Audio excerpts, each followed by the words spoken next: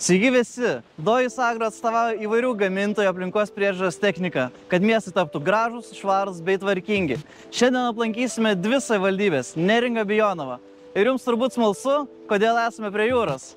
Žiūrėkite toliau ir pamatysite, kokius aplinkos priežiūros darbus galime atlikti paplūdimyje. Turbūt viena gražiausia savivaldybė Lietuvoje tai yra Neringa. Ir pakalbinsim Aurimą, senbuvį ilgametį darbuotoją Neringos komunalininką, kad mums papasakotų, pristatytų, kokie pagrindiniai darbai, iššūkiai ir koks reikalauja pasiruošimo, kiek prieš vasaros sezoną. Sveiki visi. Na ką, mes iš tikrųjų, kaip ir kasmet, tų iššūkių turim pakankamai daug. Pagrindiniai galbūt iš mano pusės tai būtų technikos paruošimas, nes visi skyriai priklauso nuo transporto. Jeigu transportas nejuda, tai automatiškai stringa ir visas kitas ūkis. Tai mano pagrindinis tikslas yra užtikrinti, kad transportas iki sezono būtų paruoštas ir kuo mažiau turėtumėm tų gedimų. O iš darbų, jeigu taip apibrėžiant, tai turbūt pagrindiniai darbai vis tiek yra susiję su miestų tvarkymu. Tai stengiamės, kad miesto gatvės būtų intensyviai valomos. Paplūdimio tvarkymas, šiai dienai jau yra suvežtos būdelės ir laukiam poilsiautojų atvykstančių čia į Neringą. O kiek svarbu, pavyzdžiui, serviso atstovavimas, ar jūs kiek patys tvarkotės, kiek kviečiatės atstovus?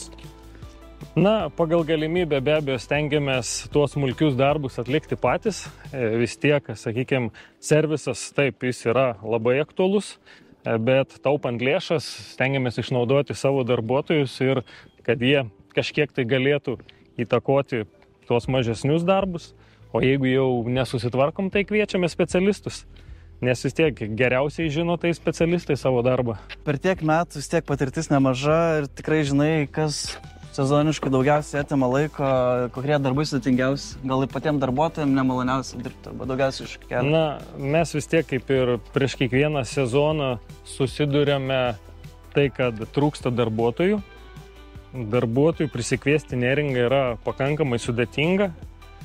Lokacija yra vis tiek tokia atitolusi nuo Klaipėdos krašto ir čia atvykti yra pakankamai sudėtinga.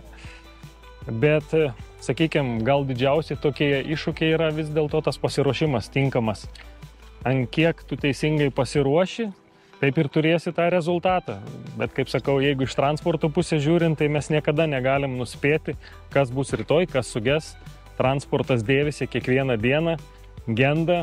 Tai mano tikslas yra užtikrinti, kad kiek įmanoma sparčiau išspręstumėm problemas. Per tiek metų jau esam pasirinkę, atsisijoję įmonės, su kuriais dirbam. Tai džiaugiamės, kad tikrai kai kurių įmonių servisai yra labai operatyviai reaguoja. Tai to pasekoje mes išsprendžiame laiką, o laikas yra pas mus brangiausias. O kadangi kurortas jums yra kažkokių išskirtinių sąlygų, tam, pavyzdžiui, nuo tos valandos negalit triukšmauti? Žinoma, triukšmas yra viena sudedamųjų dalių, tai mes šiai dienai labai akcentuojame tai ir stengiamės, kad ir miestą jau pradėsim intensyviai pjauti patį centrą, išbandom elektrinius prietaisus, tai tikimės, kad jie tikrai pasiteisins ir to triukšmo kiekį kažkiek sumažinsim ir manom, kad ir toliau galėsim eiti tą seką, nes vis dėlto viskas eina link elektros, technika modernėja, turbūt nepaslaptis ir jūsų transportas, vis tiek turit kažką tokio. Žandyras nuo šių metų turės jau į galą elektrinį nulinį apsisukimą. Tai Aurimo, gal kažką šiandien darbų esat suplanavę arba dabar atliekat, ką galim pasižiūrėti gyvai? Na, šiandien kaip tik pagal grafiką Nidoje vyksta smėlio valymas.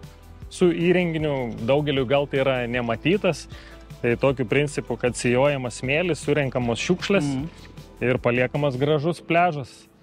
O juodkrantėje mes šiai dienai valome dviračių takus, šluojame juos, nupučiame, tai va taip tvarkome miestą. Šiai dieną aktualiausi darbai. Taip. Smėlis, dviračių takai, kurortinis takai visiškai.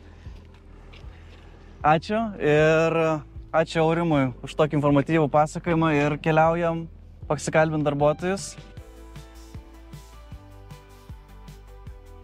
pagrindė nidos valymas vyksta, sniego valymas, stumdymas, o vasaros metu pliažo valymas ir vežimas visokių daiktų. Apkrovos labai stipriai negauna traktoriukai. Šius pjauname, bet pagrindė dviračių takus.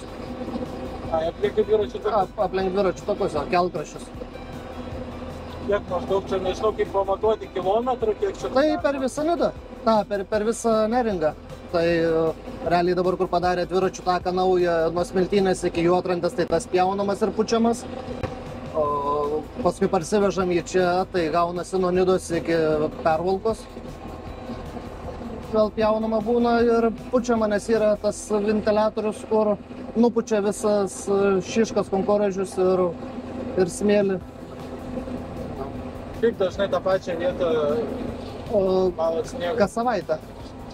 Savaitę atgaunasi pirmadienis, antradienis, trečiadienis, tai visa Nida būna išvaloma. Ketvirtadienį išvaloma yra Preila Pervalka, penktadienį išvaloma Juodkrantė. Tada būna, aišku, nuo orų priklauso, jeigu ten, tarkim, per tą savaitę nebuvo galima išvažiuoti išvalyti, tai tada važiuojame kitos savaitės tą dieną. Tada baigiam valyti, kaip sakant. Kiek gražus Neringos paplūdimiai yra švarūs jūsų dėka? Nu, taip. Stengiamės.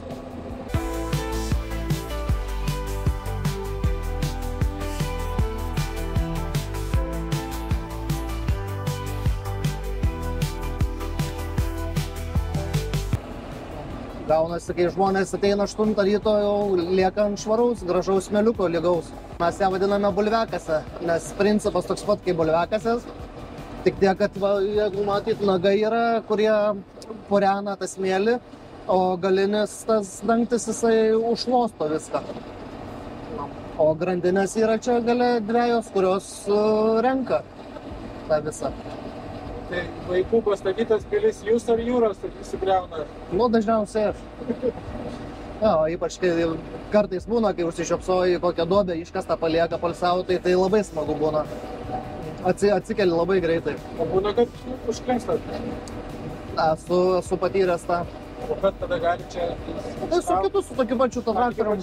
Ja.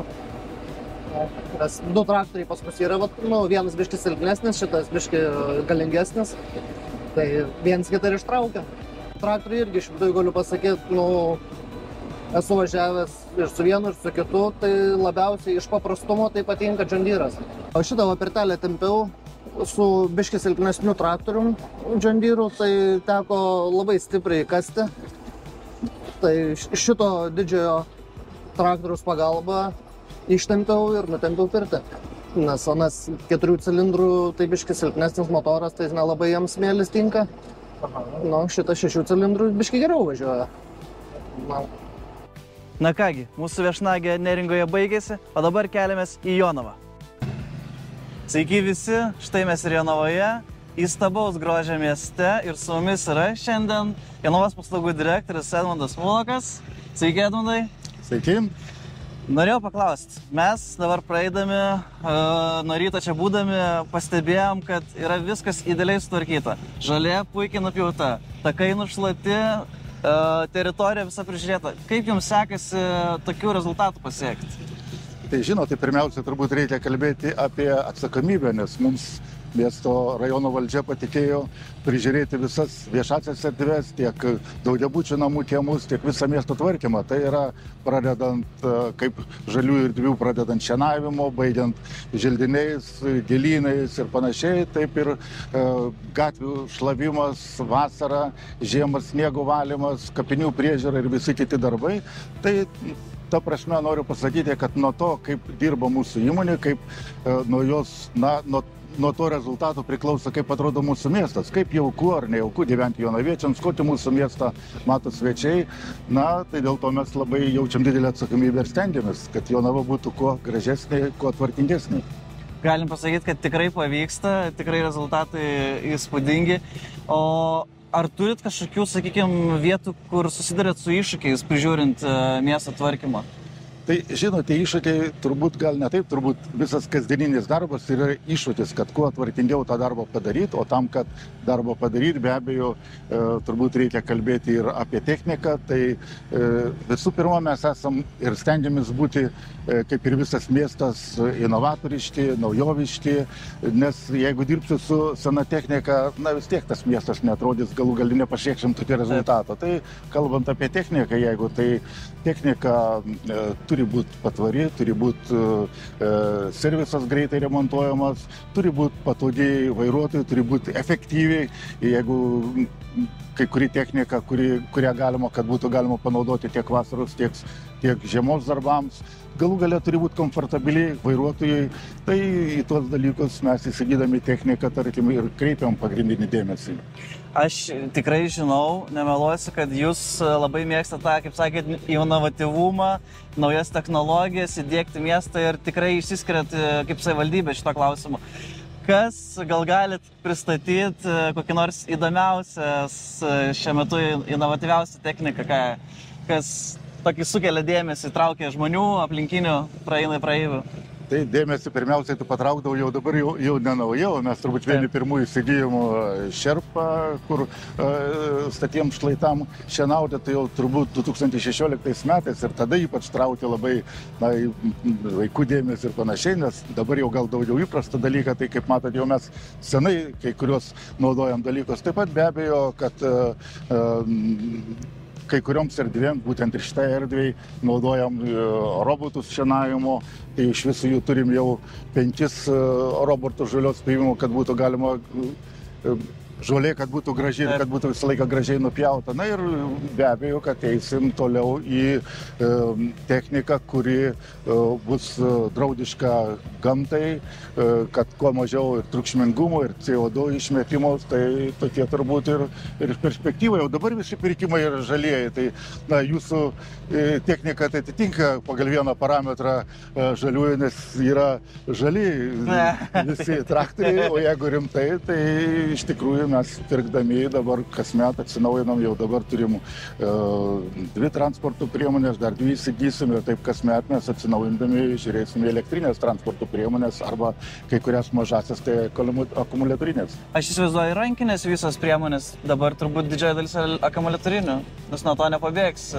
Na, link to einam, dar dabar ne visos, nes yra vėlgi žiūrim, kadangi mūsų darbas yra ne tai, kad ten kiemio pašienauti, tai yra turi tiek akumuliatorius laiko išlaiko, galų galia jo sunkumas, patogumas, tai šitas atnaujinimas palaipsniui kartu su technikos vystymas, sakykim taip.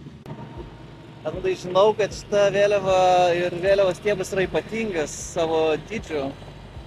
Tai taip, kadangi, kaip minėjau, čia yra erdvė, mūsų renginių erdvė ir šiaip mėgstama erdvė Jonaviečiai, ir čia yra stovi, na, kiek aš žinau, viena iš 3 aukščiausių stiebų Lietuvoje, tai yra 25 metrų aukščio stiebas, vėliavos dydis maždaug 7,5–4,6, tai iš tikrųjų šitoje erdvėje jinai to pačiu ir puošia ir simbolizuoja, turbūt gražiai visą reprezentuoja Jonavą.